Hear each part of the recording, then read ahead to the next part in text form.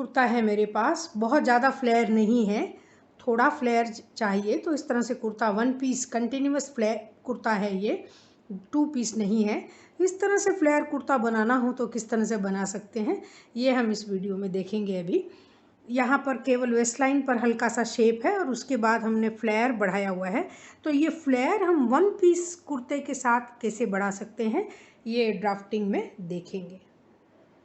कुर्ता के साथ भी आप बहुत तरह के नेकलाइन, कॉलर या स्लीव्स बना सकते हैं। फ्लेयर्ड कुर्ता की ड्राफ्टिंग बताने से पहले मैं इसके कुछ ऑप्शंस बताना चाहूँगी। जैसे कि ये फ्लेयर्ड नीचे बढ़ जाता है, तो ये जो ओपन स्लिट होती है साइड की, ये चाहे तो पूरा सिल के बंद कर सकते हैं, ओपन रखने की ज़रूरत नहीं है। ये टोटली आपकी चॉइस है।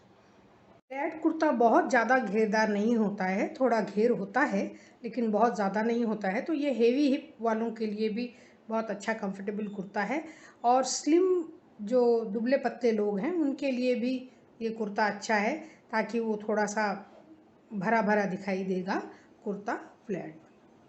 कुर्ते में इस तरह से ओपन रखना चाहें, बटनिंग करना चाहें, प्लैकेट लगाना चाहें, तो इसके लिए आप देख सकते हैं होम टेलरिंग बाय कुसुम शर्मा बेसिक A14 के 1, 2, 3 पार्ट्स में है। बहुत तरह के प्लैकेट बनाने का तरीका दिया हुआ है, तो आप इस तरह से प्लैकेट भी सिलना सीख सकते हैं। और आप अपनी इच्छा अनुसार नेकलाइन बना सकते हैं, कॉलर वाले या किसी भी तरह के नेकलाइन बना सकते हैं। इसके साथ ही साइड सीम पॉकेट कुर्ते में स्टिच कर सकते हैं। जैसे कि ये यहाँ पर एक सिला हुआ है, तो ये साइड सीम पॉकेट सिलना भी वीडियो दिया हुआ है।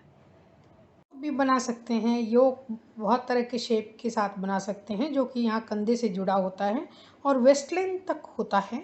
तो आप रेक्टेंगल शेप या फिर डायमंड शेप या फिर वी शेप, यू शेप, किसी भी तरह का योक बना सकते हैं।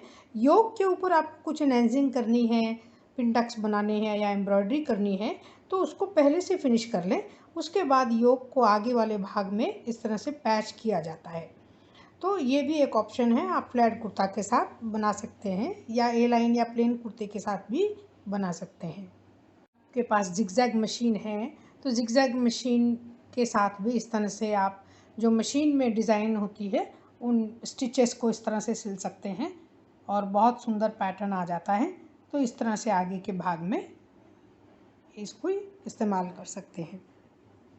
स्लीव के कप में भी इस तरह से बनाया जा सकता है। मैं बताना चाहूँगी कि फ्लेयर्ड कुर्ते के लिए इस तरह का कॉटन स्टिफ कपड़ा न लें, लाइट वेट कपड़ा लें जिससे ड्रेप अच्छी आए। तो फ्लेयर का ड्रेप बहुत अच्छा आना चाहिए, तभी फ्लेयर्ड कुर्ता का लुक अच्छा लगता है देखने के लिए। और इसके साथ ही कपड़ा, अगर आपके कुर्ते के लिए 2 मीटर कपड़ा लगता है तो आप 2.5 मीटर कपड़ा खरीदें। बाँह अगर लंबी है तो बाँह की लंबाई जोड़ने के बाद आधा मीटर ज़्यादा कपड़ा खरीदें, जिससे कि क्रॉस फोल्ड करना होता है इसके लिए, तो फ्लेयर्ड कुर्ता में कपड़ा कम नहीं पड़ना चाहिए। फ्लेयर्ड कुर्ता के लिए ड्राफ्टिंग इंस्ट्रक्शंस इस तरह से लिखा हुआ मैं दिखा रही हूँ, लेकिन अगर आपके पास प्लेन कुर्ता का बिना डार्ट वाला पेपर है तो उससे भी हम फ्लेयर्ड कुर्ता की प्लेसिंग कर सकते हैं। लाइन बाय लाइन इस तरह से इंस्ट्रक्शंस फॉलो करें और आप ड्राफ्टिंग बना सकते हैं।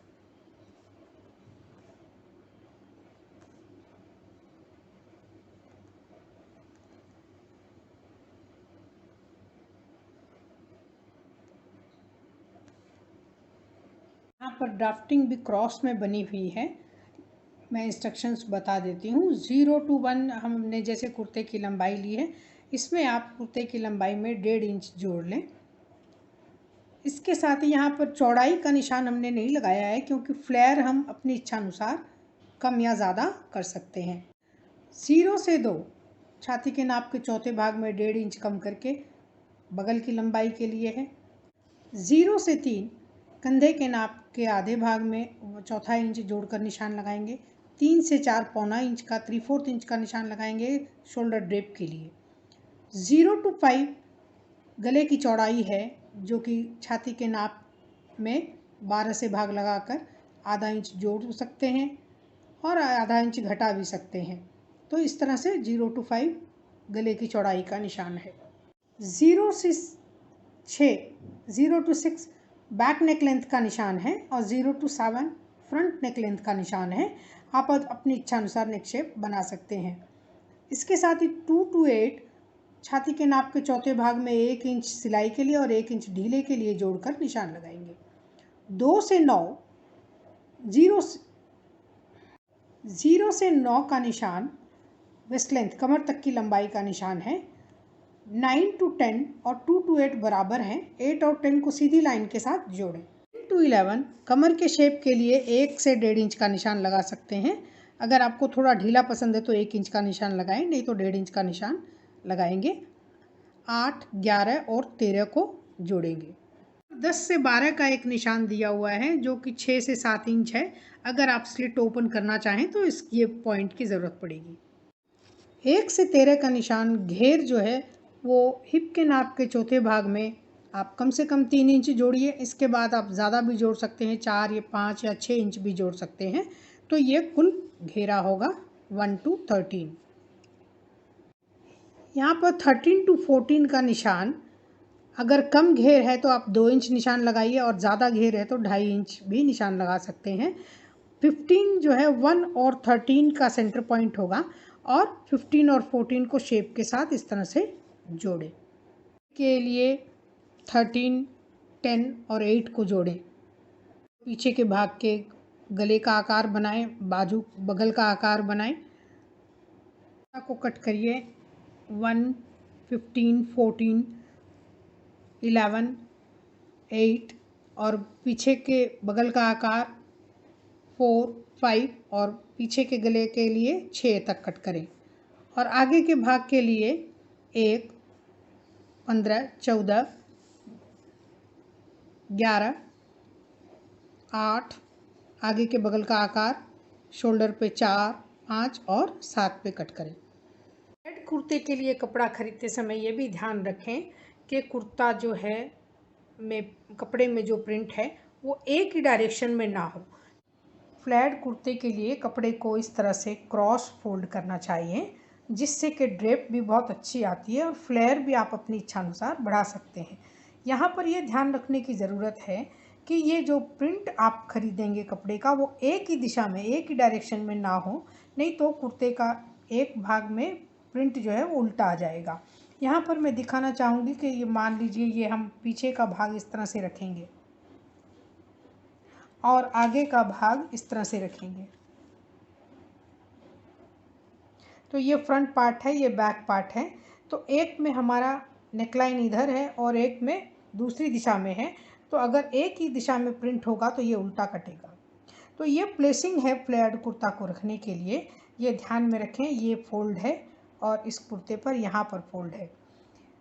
मैंने शुरू में ही बताया है कि कपड़ा आप ज़्यादा खरीदें, आधा मीटर ज़्यादा खरीदें और एक बाह की लंबाई जोड़ें तो आपका जो बचा हुआ कपड़ा है इधर या शुरू में या अंत में वो बाह कट करने के लिए काम आ जाएगा। वैसे तो फ्लेयर कुर्ते की सिलाई भी जैसे हमने बाकी कुर्तों की है उसी तरह से है, लेकिन अगर आप योक बनाना चाहें तो पहले योक का काम फिनिश कर लें। एम्ब्रॉयडरी करनी हो या कुछ एनहांसिंग करनी हो तो पहले योक पार्ट को फिनिश कर लें और उसको आगे के भाग में पैच करके लगा लें।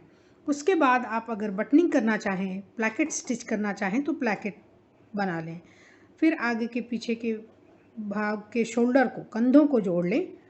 आगे के और पीछे के जो नेकलाइन है उसको फिनिश करें।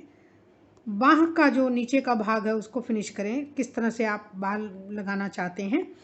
बाह को बॉडी के साथ सिलाई करें और साइड सिलाई करें बाह और कुर्ते की एक साथ और बॉटम फ्लेयर को फिनिश करें। वीडियो में ओवरलैप कुर्ते के बारे में बात करेंगे। 1 पीस ओवरलैप कुर्ता या 2 पीस ओवरलैप कुर्ता दोनों तरह से आप बना सकते हैं। तो वीडियो को आज ही अभी सब्सक्राइब करें ताकि अगला वीडियो आपको देखने को मिले।